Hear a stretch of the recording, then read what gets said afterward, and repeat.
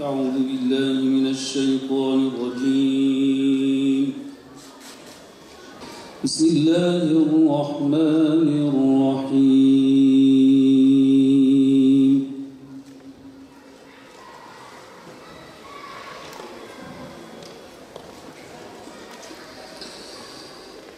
ولا تحسبن الذين قتلوا في سبيل الله أمواتا بل أحياء عند ربهم يرزقون ولا تحسبن الذين قتلوا في سبيل الله أمواتا Canıyla ve malıyla cihat eden Erbakan hocamızı bu önemli günde yad ediyoruz. رازقي بدستك ومرمور عالم يسر والقوتي درس دور خارساز بنده سلطان جان رحم رحمن لطيف مهربان قلب بيتين جاية من خلاص باش نسوقك هم ببيزن الصلاة والسلام عليك يا رسول الله الصلاة والسلام عليك يا حبيب الله الصلاة والسلام عليك يا نبي الله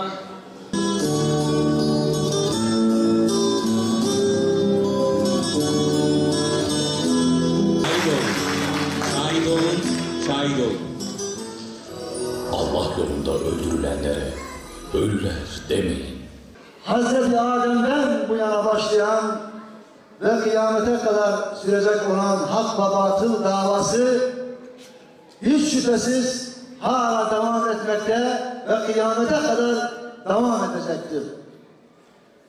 Bu nur ile zulmet, iman ile küfür arasında süregelen bu mücadelede Allah'ın dinini hakim kılmak için, yeryüzüne adaletin tesis olması için, mazlumların kurtuluşu için birçok yiğit hiç düşünmeden, gözlerini kırpmadan Allah yolunda canlarını feda etmiştir.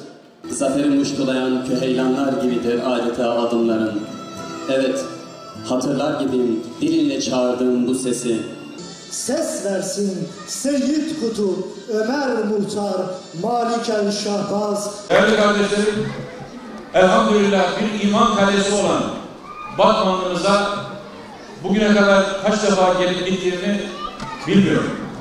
Ama hangi vesileyle gelirsek gelelim, ümmetin hangi meselesiyle ilgili olarak gelmiş olursak olalım, Batman'ın yiğit evlatlarını, imanlı evlatlarını hep diri, canlı ve hazır olarak bulduğumu, bu akşam da bunu aynı şekilde teyit ettiğinizden dolayı ayrıca sizleri tebrik ettiğimi ifade ederek sözlerime başlamak istiyorum. Allah hepinizden razı olsun.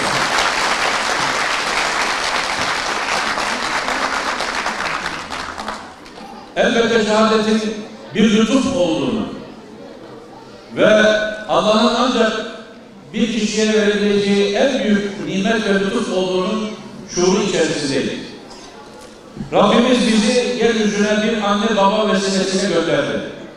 Biz anne babamızı seçmedik. Nerede doğacağımızı seçmedik. Hangi ırk üzere olacağımızı biz seçmedik. Rabbimiz bizi seçti, böyle takdir etti ve o takdir ettiği hal üzere de onun rızasını kazanmak için çalışmış, gayret etmiş, Rabbine ezel ervahlar sözünü veren ve onu dünyada iken ispat etmiş olan kıymetli insanların şehadetinin gecesini idrak ediyoruz. 27 Şubat bunun zirvesi olan ve bu mücadelenin zirvesi olan merhum Erbakan hocamızın ahirete irtihalinin 7. sene-i devriyesi vesilesiyle elhamdülillah Batman'ımızda bir araya geldik.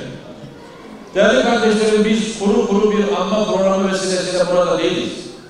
Yürüyen ve devam eden bir mücadelenin elhamdülillah içindeyiz.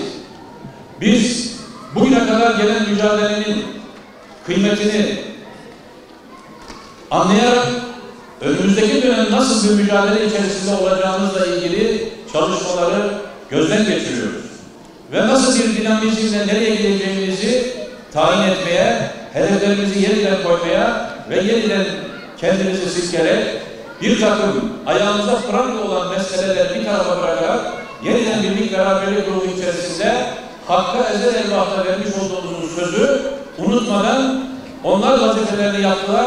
Bizler de inşallah bu vazifeyi yapacağız şuuru ve inancıyla inşallah bu geceleri idrak ediyoruz.